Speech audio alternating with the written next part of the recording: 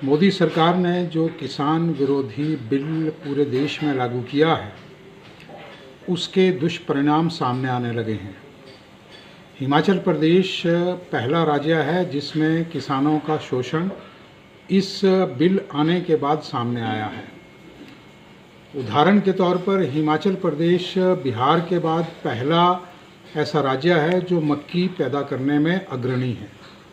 सबसे ज़्यादा मक्की बिहार के बाद दूसरा राज्य है हिमाचल प्रदेश जो पैदा करता है। लेकिन आज किसान की मक्की 800 रुपये क्विंटल यानी 8 रुपये किलो के हिसाब से व्यापारी खरीद रहा है।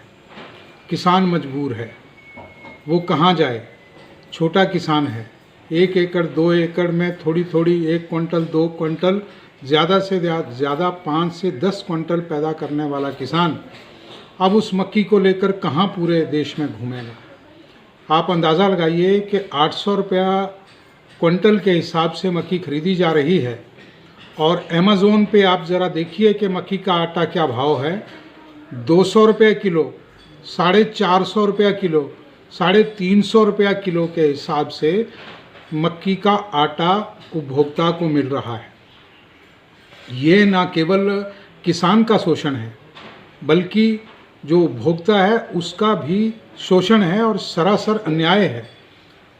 800 रुपया क्विंटल, अगर इसके ऊपर आप उसकी पिसाई लगा लो, अगर मान लो आप 2 रुपये की जगह 3 रुपये पिसाई लगा लो, तब भी 10 से 11 रुपया किलो का रेट बनता है, यानी 1100-1200 रुपया क्विंटल का रेट बनता है।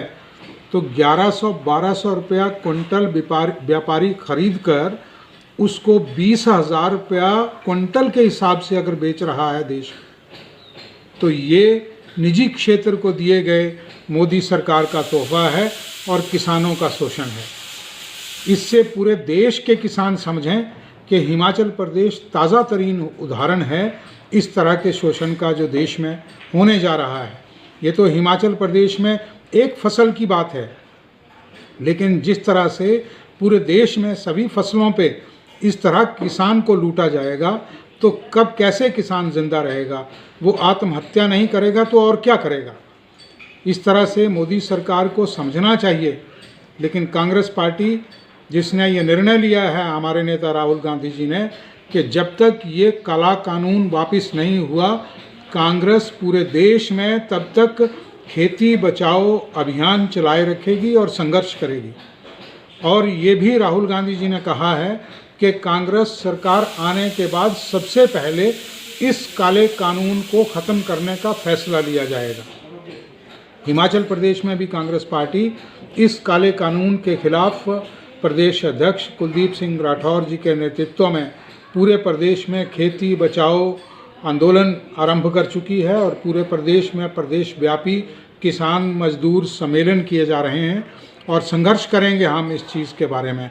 लेकिन मैं इतना ज़रूर कहना चाहता हूँ कि पूरे देश का किसान ही नहीं, भारतीय जनता पार्टी के नेता भी ज़रा देखें, जो बड़ी बड़ी दुहाई दे रहे थे इस बात की कि देश में ये जो कानून है ये किसानों के हित में है, किसानों की हालत बदल जाएगी, किसान जो है वो बहुत समृद्ध हो जाएगा। उसका उदाहरण आप हिमाचल प्रदेश में देखिए, हिमाचल के नेता भी देखें और जो दूसरे प्रदेशों में भारतीय जनता पार्टी के नेता हैं वो भी आकर हिमाचल प्रदेश में देखें कि किस भाव में आप खरीद रहे हैं। 800 रुपये किलो, और लागत क्या पड़ती है? मैं खुद किसान हूँ, एक ठेठ किसान हूँ। लागत हमें 35 रुपये 28 रुपये से नीचे नहीं पड़ती है और हमें तब जाकर इसमें 4 पैसे का मुनाफा होता है अगर ये 35 से 38 रुपये किलो के हिसाब से खरीदी जाए। लेकिन मिल क्या रहा है?